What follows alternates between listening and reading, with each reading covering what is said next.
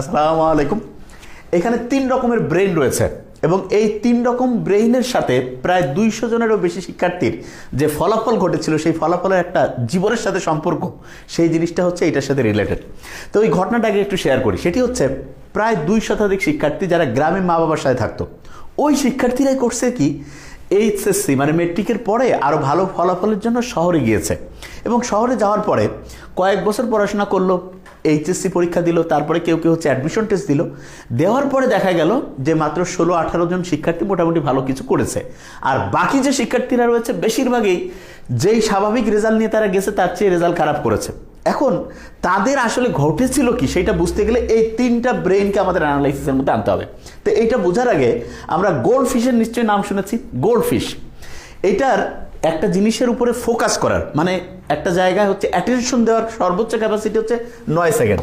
তা যে কেউ বলবে যে 9 সেকেন্ড এটা তো খুবই কম, কিন্তু সবচেয়ে ভয়ঙ্কর যে দিকটা সেটা হচ্ছে মাইক্রোসফট কোম্পানির নাম আমরা শুনছি নিশ্চয়ই, বিল গেটসের যে বড় কোম্পানি, সেই কোম্পানি বেশ কিছুদিন আগে একটা গবেষণা করছে, করে হতবাক হয়ে গেছে।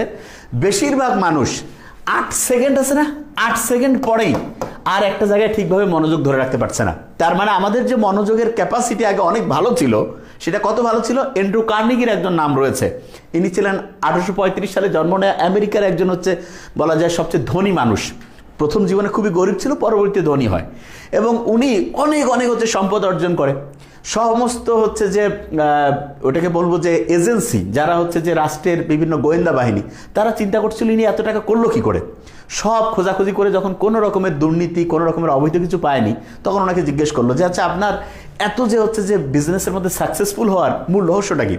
তো উনি তখন বলছে যে আমি 5 মিনিট একটা জিনিস নিয়ে একদম মনোযোগ দিয়ে চিন্তা করতে পারি। তো সবাই বললো এত কম, এটা তো খুবই সহজ। তখন তাদেরকে জিজ্ঞেস করা হয়েছিল ঠিক আছে আপনারা চেষ্টা করে দেখুন পারেন কিনা। বেশিরভাগ জন 2.5-3 মিনিট 3.5 মিনিট করে হচ্ছে ফোকাস রাখতে পেরেছিল। তার মানে ভালো ভালো অফিসিয়াল তারা 3-3.5 মিনিট পর্যন্ত রাখতে পারতো, আর অ্যান্ড্রু কার্নেগি 5 মিনিটের বেশি। তার মানে জীবনে সফল হওয়ার ক্ষেত্রে ফোকাস ধরে রাখার মারাত্মক গুরুত্ব রয়েছে। এখন আমাদের এই ফোকাস ধরে রাখার ক্যাপাসিটি মাত্র 8 সেকেন্ডে নামছে অধিকাংশ মানুষের, এবং এটা কি কারণে সেটা ইনশাল্লাহ আমরা আবিষ্কার করার চেষ্টা করব। এখন যে জিনিসটা মোস্ট ইম্পর্টেন্ট সেটা হচ্ছে বর্তমান সময়ে কোকেন, হিরোইন, মরফিন, এই যে বিভিন্ন নেশা জাতীয় জিনিস আছে, এইটা যতটা ক্ষতি করে তার চেয়ে বেশি ক্ষতি করে যে কোনো রকমের হচ্ছে অশ্লীল ভিডিও ছবি যে রয়েছে এগুলো। আর অনেকে বলবে যে ভাই এটার কারণটা কি। এটার কারণটা হচ্ছে আমরা যে 3টা ছবি দেখিয়েছিলাম সেখানে আবার ফিরে যাব।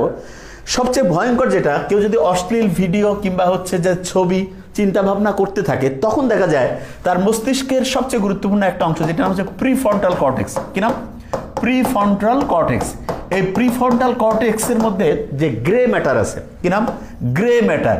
এই গ্রে ম্যাটার আস্তে আস্তে ধ্বংস হতে থাকে এবং সবচেয়ে ডেঞ্জারাস জিনিস হচ্ছে গ্রে ম্যাটার অসংখ্য কাজের মধ্যে সবচেয়ে 2টা সেরা কাজ করে। ঠিকই সেই 2টা সেরা কাজ, একটা হচ্ছে আমরা কোনো বিষয়ে যে ডিসিশন নেই মানে সিদ্ধান্ত নেই, সেই সিদ্ধান্ত নেওয়ার ক্যাপাসিটি এবং তথ্যকে প্রসেস করার যে ক্যাপাসিটি, তথ্যকে প্রক্রিয়াজাত করার যে ক্যাপাসিটি, সেইটা হচ্ছে করে হচ্ছে এই গ্রে ম্যাটার। এবং আরেকটা ইন্টারেস্টিং জিনিস রয়েছে, সেটি হচ্ছে প্রিফ্রন্টাল কর্টেক্স এবং হিপ্পোক্যাম্পাস। এই 2টা আমাদের তথ্যকে মনে রেখে সেইটা পরীক্ষার হলে বা প্রয়োজনের সময় হচ্ছে মনে রেখে আবার ওই তথ্যটা খেয়াল করে উত্তর দেওয়ার যে ক্যাপাসিটি সেটাও নিয়ন্ত্রণ করে। তার মানে প্রিফ্রন্টাল কর্টেক্স যদি ধ্বংস হতে থাকে তাহলে গ্রে ম্যাটার ধ্বংস হচ্ছে। গ্রে ম্যাটার ধ্বংস হলে কেউ একটা জীবনের ডিসিশন নেওয়ার যে ক্যাপাসিটি সেইটার মধ্যে ধ্বংস হয়, তথ্যকে প্রসেস করার যে ক্যাপাসিটি সেইটা ধ্বংস হয়, এবং পড়া মনে রেখে সেটা খেয়াল রাখার যে দক্ষতা সেটাও কমে যায়। এবং আমরা শুনলে অবাক হয়ে যাব, কেউ যদি কোকেন বা যে কোনো রকমের ড্রাগ ব্যবহার করে তাহলে তার দেখা যায় ব্রেইনে 200% পর্যন্ত হচ্ছে ডোপামিন ক্ষরণ হতে পারে। আর কেউ যদি অশ্লীল কোনো ভিডিও, ছবি এরকম কোনো কিছুর সাথে যুক্ত করে তাহলে দেখা যাবে প্রায় 250% পর্যন্ত ডোপামিন ক্ষরণ বেশি হয়। আর অনেকে মনে করবে ডোপামিন কি খারাপ। ব্যাপারটা ডোপামিন খারাপ ভালো না। মূল ব্যাপারটা হচ্ছে ডোপামিনকে আমরা তুলনা করতে পারি ভোল্টেজের সাথে। আমরা এই যে ইলেকট্রনিক ডিভাইসগুলো চালাচ্ছি এটার জন্য কারেন্ট রয়েছে, কারেন্টের ভোল্টেজ আছে। আমরা জানি যে ভোল্টেজ একটা স্বাভাবিক মানে যদি থাকে তাহলে সব ডিভাইসগুলো ঠিকভাবে কাজ করবে। আর ভোল্টেজ যদি হাই হয়ে যায়, হাই ভোল্টেজ, তখন কি হয়ে যায় যে কয় না 440 হয়ে গেছে, জিনিসপত্র ধ্বংস হয়ে গেছে, ইলেকট্রনিক ডিভাইস যে রয়েছে সেটা কি হয়ে গিয়েছে, দেখা গিয়েছে যে পুড়ে গিয়েছে। এবং অনেক সময় যে বজ্রপাত হয় তখন কিন্তু হাই ভোল্টেজ তৈরি হয়। হাই ভোল্টেজ তৈরি হলে কি হয়, ইলেকট্রনিক্সের যে সার্কিট আছে, যে কোনো যন্ত্রাংশের যে বলা যেতে পারে আইসি আছে, এগুলো কেটে যেতে পারে। আমাদের ব্রেনটাও এরকম বিভিন্ন আইসি, বিভিন্ন নিউরনের কানেক্টিভিটি দিয়ে তৈরি হয়েছে। হাই ডোপামিন যখন ক্ষরণ হবে, তার মানে ডোপামিন লেভেল অনেক বেড়ে গেছে, তখন হাই ভোল্টেজ ব্রেইনে চলে আসছে, এবং এই কারণে কি হবে যে ব্রেইনের যে কোষগুলো আছে, নিউরনগুলো, এগুলো ধ্বংস হয়ে যাবে। এবং সবচেয়ে ভয়ঙ্কর দিক, ব্রেইনের স্বাভাবিক যে প্যাটার্ন আছে, যেভাবে ব্রেইনের হচ্ছে যেই রাস্তায় ঠিকভাবে কাজ করার কথা, সেই রাস্তার গতিপথ চেঞ্জ হয়ে যাবে। ওই যে ভূমিকম্প হইলে যে কারণে অনেক সময় নদীর যে গতিপথ চেঞ্জ হয়ে যায়, ব্রেইনের স্বাভাবিক যে গতিপথ সেটা ধ্বংস হয়ে যাবে। এবং স্বাভাবিক গতিপথ যদি ধ্বংস হয়, তখন যেই কাজগুলো স্বাভাবিকভাবে আমাদের আনন্দ পাওয়ার কথা, যেমন ফ্যামিলির সবাই মিলে একসাথে গল্প গুজব করা, ফ্যামিলি তারপরে ফ্রেন্ডস মিলে হচ্ছে আড্ডা দেওয়া, এগুলো আর ভালো লাগবে না। তখন আনইউজুয়াল কাজ দেখা যাবে যে হচ্ছে যেই জিনিসটা ধর্মীয় দিক থেকে হচ্ছে নিষিদ্ধ, এবং আমরা অবাক হয়ে যাই এখন যে ধর্মীয় দিক থেকে ওই জিনিসটা নিষিদ্ধ হয়েছে যে জিনিসটা হাই ডোপামিন ক্ষরণ করে। এবং হাই ডোপামিন ক্ষরণ করলে যেটা হয় সেটা হচ্ছে স্বাভাবিকভাবে আমাদের একটা কাজ করলে যখন ডোপামিন স্বাভাবিক ক্ষরণ হয়, তখন আমরা ওই কাজটা করতে পছন্দ করি। তখন দেখা যায় যেমন অনেকটা নামাজ পড়ার সময়, নামাজ পড়লে যারা রেগুলার নামাজ পড়ে তারা কিন্তু যতক্ষণ আজান হয়েছে নামাজ পড়ে নেই, বলে যে ভাই একটু ভালো লাগতেছে না, নামাজ পড়লো, বলছে হ্যাঁ গাটা একটু পাতলা লাগতেছে, মানেটা কি?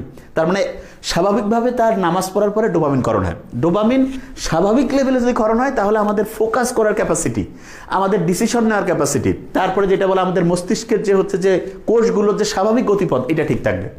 আর কোনো কারণে যে কেউ, সেটা ওই খারাপ ড্রাগ হোক, অশ্লীল ছবি হোক, ভিডিও হোক, যে কোনো কিছু হোক, এগুলোর মাধ্যমে যদি ব্রেইনে হাই ডোপামিন তৈরি করতে থাকে, তখন দেখা যাবে তার ব্রেইনের যে অসাধারণ ক্ষমতা আল্লাহ দিয়েছেন, সেই ক্ষমতা আস্তে আস্তে ধ্বংস হয়ে যাবে। এবং এইটার কারণে এখন দেখা যাচ্ছে এডিএইচডি, এটা কি? এটা হচ্ছে attention deficit hyper activity disorder. এই যে এটার কয়েকটা সাইন আছে, যেমন দেখা যাবে কিছু ছেলে পেলে আছে না, যে খুব তাড়াহুড়া করে হাঁটতেছে, মনে হচ্ছে দৌড়াচ্ছে, এইটা মূলত অ্যাটেনশন ডেফিসিট হয়েছে, এবং একটা জিনিসে ফোকাস করার ক্যাপাসিটি নেই। এবং দেখা যায় যে জীবনের যে নির্দিষ্ট গোল, সেই গোল ওরিয়েন্টেড কোনো হচ্ছে কাজ সে করছে না, কিন্তু সারাদিন ব্যস্ত, তার মানে তার মনোযোগ ধরে রাখার যে ক্যাপাসিটি সেটা ধ্বংস হয়েছে। এবং এই কারণে দেখা যায় আগেকার দিনে যখন আমাদেরকে এই যে পাক ভারত উপমহাদেশের মানুষজনকে শাসন করত, তখন বিভিন্ন কি দিয়েছিল, মানে হচ্ছে বলা যেতে পারে মদ, তারপরে নেশা জাতীয় জিনিস ধরাই দিয়েছিল। আর এখন মুসলমান বা অন্য যে কোনো ধর্মের যারা তরুণ ছেলে মেয়ে, তাদেরকে ধ্বংস করার জন্য এই যে অশ্লীল ভিডিও, তারপর হচ্ছে কি বলে ছবি, এই যে অপ্রয়োজনীয় হচ্ছে নগ্ন হচ্ছে ইনস্টাগ্রাম ছবি, এই যে জিনিসগুলো, এগুলোর মাধ্যমে ব্রেইনে হাই ডোপামিন ক্ষরণ হচ্ছে এবং ব্রেইনের কোষগুলিকে ধ্বংস হচ্ছে। আমরা ওই ছবিতে একটু পরে যাব। এবং এইটা এতটাই ডেঞ্জারাস, আফিম যুদ্ধ দুইবার হয়েছে। একবার হয়েছিল 1839 সালে শুরু হয়েছিল, 1842 পর্যন্ত শেষ হয়েছিল। এটা হচ্ছে যে চীন এবং ইংল্যান্ডের মধ্যে হয়েছিল। সেই যুদ্ধে দেখা গিয়েছে যে নানকিন চুক্তি হয়েছে, সেই চুক্তির মারফতে হংকং যে দেশ, সেইটাকে হচ্ছে যে চীনের কাছ থেকে ইংল্যান্ড তার নিজস্ব হচ্ছে যে ইজারায় নিয়ে নেয়। এবং আরেকবার আফিম যুদ্ধ 1856 সালে শুরু হয় এবং 1860 পর্যন্ত হয়। সেই দ্বিতীয় যুদ্ধ যে হয়েছিল, সেই যুদ্ধটাও কি ছিল, মূলত আফিম কেনা বেচা করতো। ইংল্যান্ড চাইতো যে আফিম আমরা যে কেউকে হচ্ছে দিতে পারবো, এবং সেইখানকার যে চীনের যারা হচ্ছে অফিসার ছিল, তারা চাইছিল যে না, এটা দিয়ে তো যুব সমাজ ধ্বংস হয়ে যাচ্ছে। এবং সেই সময় অন্যায় একটা যুদ্ধ করলো, এবং সেই যুদ্ধে দেখা গেল জিতলো কিন্তু হচ্ছে অন্যায়কারী, যে তারাই জিতছে শক্তির উপর ভিত্তি করে, এবং জিতে তারা অন্যায় চুক্তি করলো এবং বিভিন্ন যে চীনের যে পোর্ট ছিল সেগুলো দখল করে নিয়ে আফিমের ব্যবসা নিরবিচ্ছিন্নভাবে করতো। তা আফিম যতটা আমাদের জন্য ওই সময়ের জনসাধারণ ইয়াং ছেলেমেয়ের জন্য যতটা ক্ষতিকর ছিল, তার চেয়ে এখন ক্ষতির বেশি কারণ হচ্ছে অশ্লীল এইরকম বিভিন্ন ভিডিও, তারপরে ছবি, তারপরে অপ্রয়োজনীয় জিনিস, যেটা এক কথায় ধর্মীয় দৃষ্টিকোণ থেকে নিষিদ্ধ। অনেকে বলে যে ভাইয়া মোবাইলে আমি দেখতেছি, এটা কি পাপ হবে? সবচেয়ে সহজ ব্যাখ্যা, খালি চোখে দেখা যেটা জায়েজ, সেটা মোবাইলে দেখা জায়েজ। আবার বলছি, খালি চোখে দেখা জায়েজ, মোবাইলে সেটা দেখা জায়েজ। আর খালি চোখে দেখা যেটা হচ্ছে হারাম, নিষিদ্ধ, সেটা মোবাইলে দেখা নিষিদ্ধ।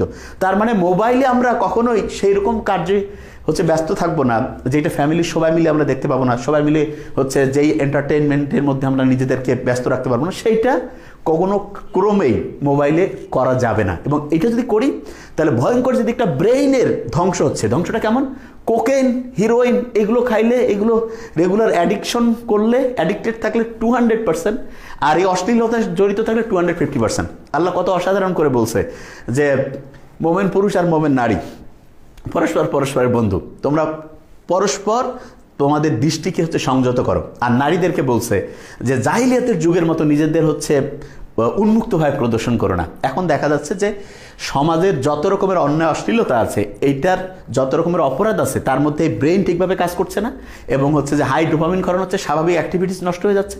এখন কথা হলো যে এই কাজগুলো আমরা অনেক সময় হচ্ছে অ্যাড্রেসও করি না যে এগুলো যে অন্যায়, এবং এই ক্ষেত্রে অভিভাবকদের উচিত যে সন্তানদেরকে এখন থেকে জানিয়ে দেওয়া যে হ্যাঁ, যে যেইটা ধর্মীয় নীতিমালা রয়েছে সেইটা যদি মানো তাহলে তুমি ভালো করবা, না হলে কিন্তু আস্তে আস্তে ধ্বংস হবা। ওই যে 200 স্টুডেন্টের কথা বলেছিলাম, 2 শতাধিক শিক্ষার্থী যারা গ্রাম থেকে শহরে গিয়েছে, এদের মধ্যে সাধারণত দেখা গিয়েছে 3 রকম স্টুডেন্ট হয়েছে। এক রকমের শিক্ষার্থী ছিল যারা ধর্মীয় নীতিমালা একদম ভালো করে মানতো, এবং তাদের ক্ষেত্রে যেটা হয়েছে ধর্মীয় নীতিমালা মানার কারণে দেখা গিয়েছে তাদের ব্রেনটা স্বাভাবিকই ছিল। কীরকম ব্রেন ছিল স্বাভাবিক, সেটা হচ্ছে এই প্রথম ব্রেনটা, এবং এইটার কারণে তারা অ্যাটেনশন ধরে রাখতে পারতো, ফোকাস ধরে রাখতে পারতো, পড়াশোনা করতো, রেজাল্টও ভালো করতো। এই যে দ্বিতীয় যে রয়েছে, এগুলো হচ্ছে ড্রাগ অ্যাডিক্টেড হয়েছে কিছু কিছু ছেলেপেলে, যে একটু বন্ধু বান্ধবের সাথে সিগারেট হ্যান ত্যান খাওয়া শুরু করলো, ব্রেনের ধ্বংস হলো এবং পড়াশোনা ধরে রাখতে পারছে না, পড়ায় আগ্রহ নাই, মেজাজ কিটকিটা গরম, আচরণ খারাপ, হাই অ্যাক্টিভিটি, মানে হচ্ছে যে ভাবচক্কর বেশি, এদের রেজাল্টও জীবনে ভালো কিছু হয়নি। তৃতীয় গ্রুপ, এরা অশ্লীলতায় জড়িয়ে গেছে, এই বয়ফ্রেন্ড গার্লফ্রেন্ড,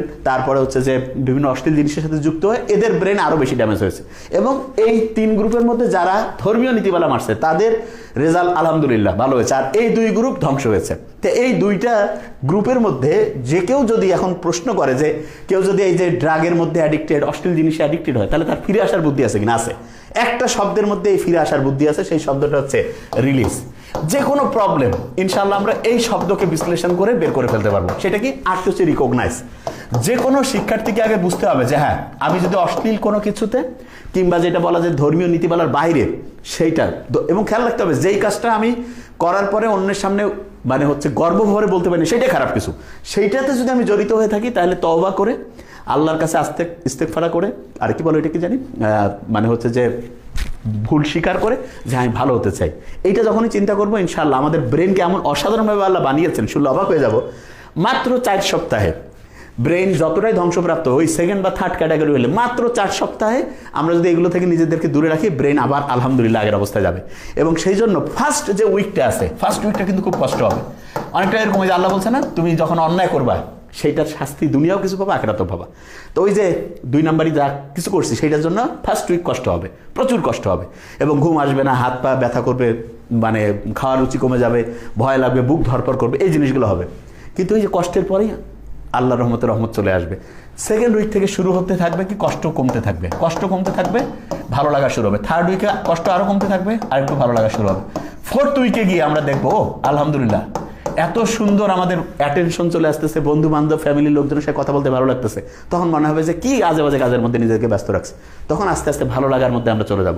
তা এই first week, 2nd week, 3rd উইকটা আল্লাহর সাথে কানেকশন থাকতে হবে। ফ্যামিলির যারা রয়েছে তাদের কাছে কি হতে পারে, যে কোনো সমস্যা আগে রিকগনাইজ হয়ে গেছে, এরপরে ইতে হচ্ছে কি সব সময় যেটা বলি এঙ্গেজ রাখতে হবে, তাকে ব্যস্ত রাখা, 5 ওয়াক্ত নামাজ পড়া, ধর্মীয় নীতিমালা, ভালো বই পড়া, আস্তে আস্তে সে পজিটিভ হয়ে যাবে।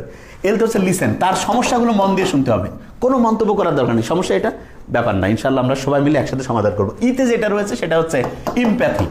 এই সমস্যা যদি আমাদের নিজেদের কারো হইতো, সে কিন্তু ইচ্ছা করে করতেছে না, যে কোনোভাবে সে অ্যাডিক্টেড হয়ে গেছে, তাহলে কতটা কষ্ট পাইতাম আমরা, সেই অনুযায়ী তাকে হচ্ছে নিজেদের মধ্যে হচ্ছে চিন্তা করতে হবে। এরপরে যেটা অ্যাকসেপ্ট, এরকম অন্যায় যে কেউ করতে পারে, এটা অন্য কাউকে বলার দরকার নেই, ফ্যামিলির সবাই মিলে যে ওকে ফাইন, ইনশাআল্লাহ আস্তে আস্তে আমরা পজিটিভ দিকে যাবো। এরপরে যেটা রয়েছে সাপোর্ট। সাপোর্টের ক্ষেত্রে আমরা সবসময় বলি যে কোনো রকমের প্রশ্ন জিজ্ঞাসা না করে, সে যেই রকম সুযোগ সুবিধা চায় তাকে হচ্ছে কোনো কটু কথা না বলে, তাকে তুলনা না করে, তার হচ্ছে যে নেগেটিভ দুর্বল জিনিসটা আঘাত না করে তাকে পজিটিভ ওয়েতে হচ্ছে হেল্প করা। এরপরে যেটা এনকারেজ মানে তাকে বোঝানো যে হ্যাঁ ইনশাআল্লাহ 99% যদি কেউ চায় মন থেকে, ইনশাআল্লাহ সে সফল হবে, এবং সেই রকম যে অন্যায়, অশ্লীলতা, যে কোনো রকমের বদ অভ্যাস থেকে নিজেকে বের করে আনতে পারবে। এবং খেয়াল রাখতে হবে, অন্যায় যেটা করছে আল্লাহ কিন্তু আমাদের বানিয়েছে, আমাদের মধ্যে ভালো খারাপ সব বৈশিষ্ট্য আছে। খারাপ বৈশিষ্ট্যটা কারোর মধ্যে সঙ্গত সে কোনো কারণে যদি প্রকট হয়, চাইলে আমরা ধর্মীয় বই পড়ে ভালো মানুষজনের সাহচর্য থেকে ইনশাআল্লাহ খারাপ জিনিসগুলোকে দূর করে আস্তে আস্তে ভালোর দিকে যেতে পারি। এবং যখনই একটা ফ্যামিলি, একটা সোসাইটি ভালোর দিকে যাবে, অটোমেটিক দেশ এবং মানুষ অসাধারণ হবে। Thank you so much. আসসালামু আলাইকুম।